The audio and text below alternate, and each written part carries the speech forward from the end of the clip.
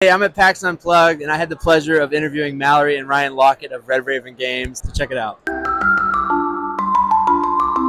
One thing that really sets game design apart from other creative mediums is that you're making something that a group is going to enjoy. Unlike composition or painting, if you're a painter, you just paint something and it is what it is, and people can take it or leave it. They can interpret it however they want. The board game, you're playing with other people, so it is inherently collaborative. Even just to experience it, you need other people. The playtesting is so important. That really is a huge collaborative part of board of playing. Well, I would just reiterate what you said. People aren't always right in what they tell you to do, but you're always going to be better if you have a lot of voices telling you things. So you kind of do have to put up a wall and say, okay, I'm going to listen to a lot, but that doesn't mean I'm going to take everything at equal weight. You just need to have those voices coming in, and don't be afraid to show your prototypes early. Don't be afraid to get feedback early, right? Don't be afraid of the feedback, and just make sure that you also have your creative independent space where you're like, well, I am the one that's going to make the decision about how to make this game. That's something we're always battling, because I view what we're doing here as an art form, and so like the artist is always arguing with like the business person. I want it to be huge. I want the art to be featured, and I want all these huge components. And who cares how much it's going to cost? But then it comes down to like, well, people have to be able to afford it. People have to buy it. I always try to lean toward a little toward the art while keeping the business part in mind.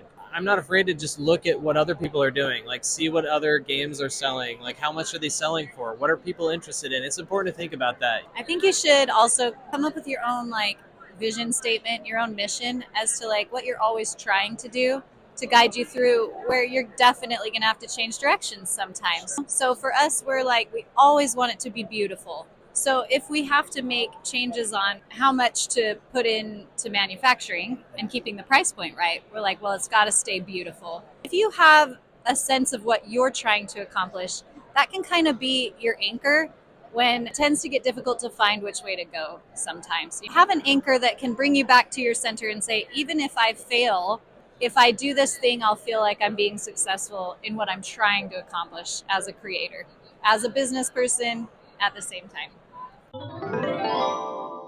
One thing we're doing that's coming out next year is an RPG set in one of our settings, the world of Arzium RPG. Yeah.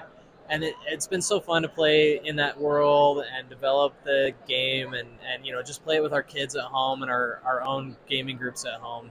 There's all these different creatures you can play as, and it just has a very unique feel. I'm really excited about that. We're excited to do more stuff in the worlds that we've already created too. So with Sleeping Gods and Distant Skies coming out in the next couple of months, we're glad that there's a lot of content going out to players, and that gives us a lot of months ahead to spend time creating new stuff, because there's probably plenty of content for people to explore. So we'll be cooking up a lot of fun new things.